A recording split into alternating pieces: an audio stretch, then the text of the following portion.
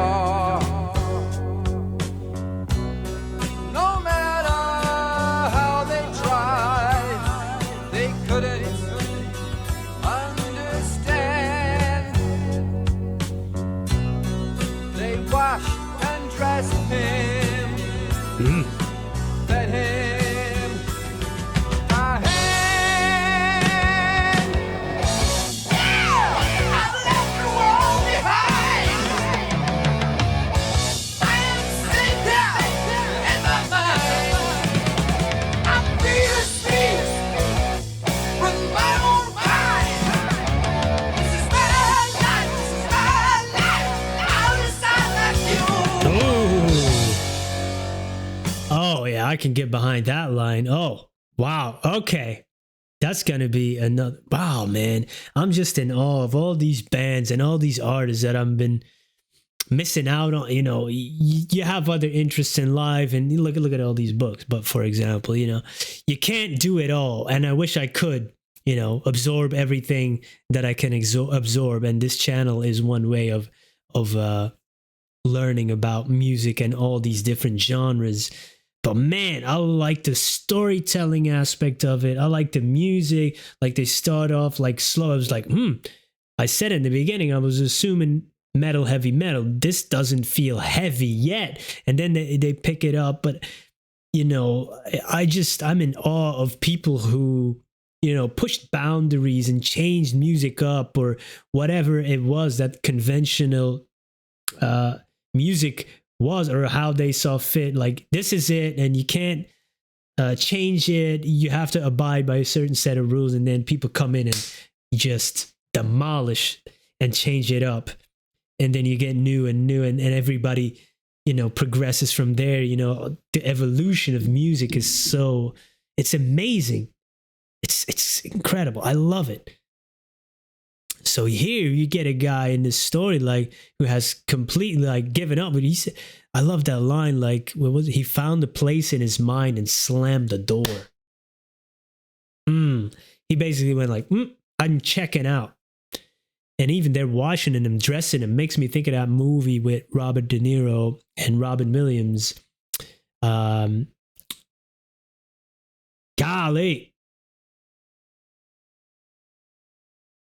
I was just about to say it, and then Awakenings. Oh my God. See, and now I'm awake. Oh my God.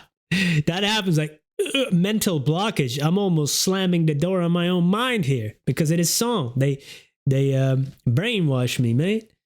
Wow. Yeah. Catatonic type state. That's what I was trying to say with the reference to the movie. like he's leaving the world behind. And people are washing him now. They're bathing him. They're feeding him by hand. But then the line, like, you know, this is my life. I'll decide, not you. I'm safe here in my mind. Wow. Thought crime is not yet. It doesn't exist yet. You know, we're still free to think whatever we want, you know. Speaking it starts, you know, there's a little, we're getting a little in crazy space right there, but we can still think it for now. I already know I'm going to love this. Okay, we're going to let it play a little while. I'm sorry for going on for, hope you're not catatonic yet.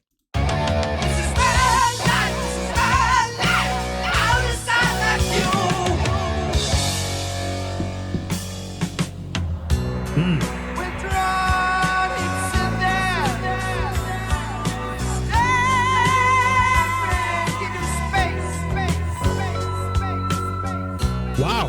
No sign of life. What flicker on his face